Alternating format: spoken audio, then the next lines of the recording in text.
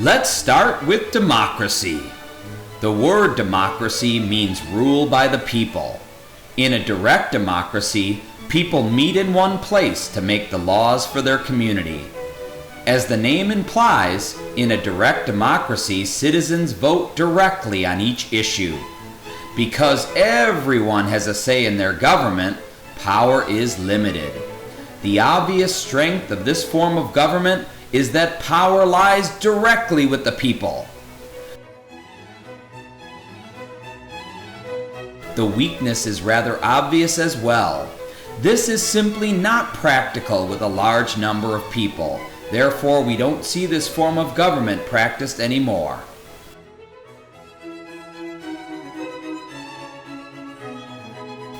An example of a direct democracy is ancient Greece.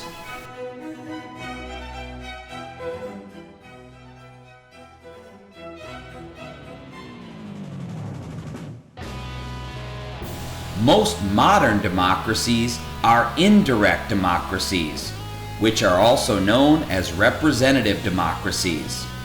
Since it is usually impossible for all members of society to meet as a group like they used to, instead, they elect fellow citizens to represent them. At the local level, for example, we elect the mayor. Another example of a representative would be the mayor of Houston. Rick Perry represents all the citizens of the state of Texas as our governor.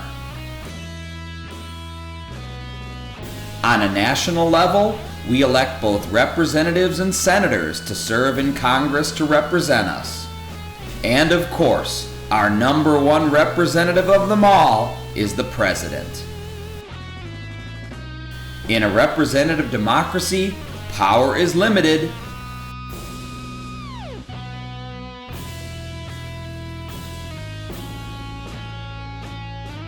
And it features rule by many. The strength of this form of government is that it features the most personal liberties and freedoms. The weakness is that it simply takes much longer to make laws and also transition from one leader to the next.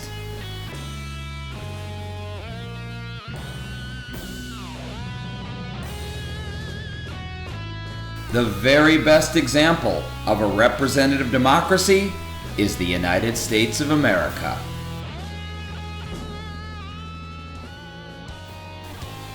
The next form of government we've learned about is the monarchy. Here's a question. Who knows who's in charge and has all the power in a monarchy? That's right, it's the king or queen. But it's not this king. Nope, not this one either. Probably not this one. And definitely not this one. Ah, that's more like it.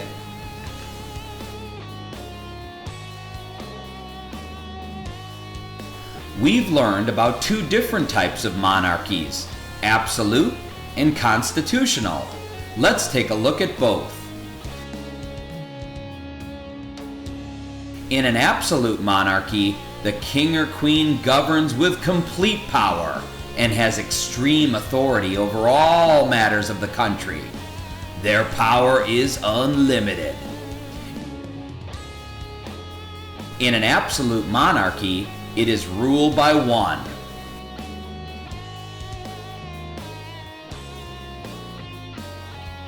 A positive point about absolute monarchy is that this can be a very smooth-running, efficient form of government, if governed correctly. A weakness is that the citizens cannot complain. The king or queen makes all the laws and has the power to change any law that he or she doesn't like.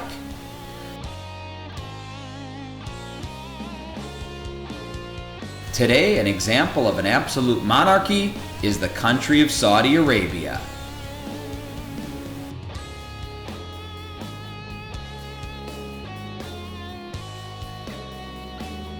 In a constitutional monarchy, the king or queen is the official head of state, but a parliament or other legislature is the one that truly makes the laws.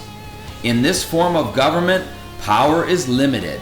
The king or queen is not free to do as he or she chooses.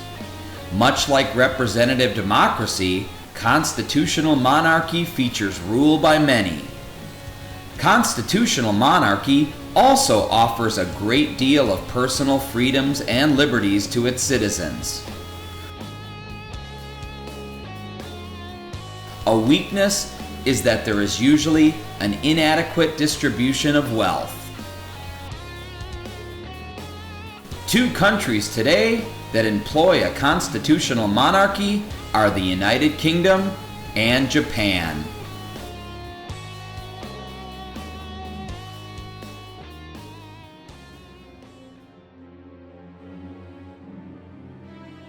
Now let us examine fascism, a political philosophy that promotes a strong central government, controlled by the military and led by a powerful dictator. Under fascism, power is unlimited.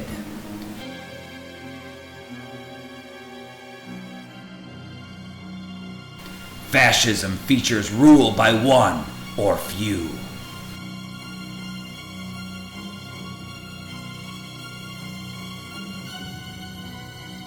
The strength of fascism is usually national pride and unity.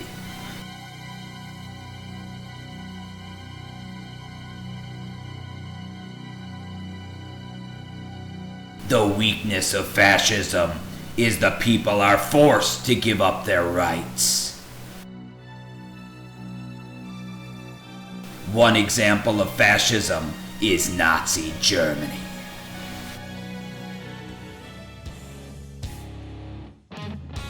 The next form of government is communism, a political and economic system in which all factors of production are collectively owned and controlled by the government. In this form of government, power is unlimited. Much like fascism, communism features rule by few. One strength of communism is that a poor nation can gain economic growth more rapidly. One weakness is that there is no incentive for an individual to do well, work hard, or succeed. Today, you can find communist countries in North Korea and the island country of Cuba.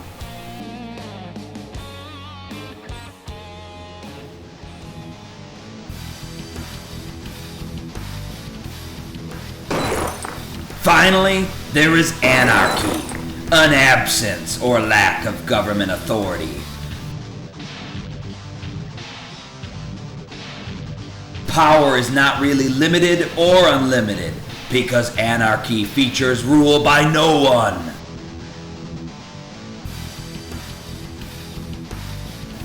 Anarchy features lawlessness and is usually accompanied by violence and chaos.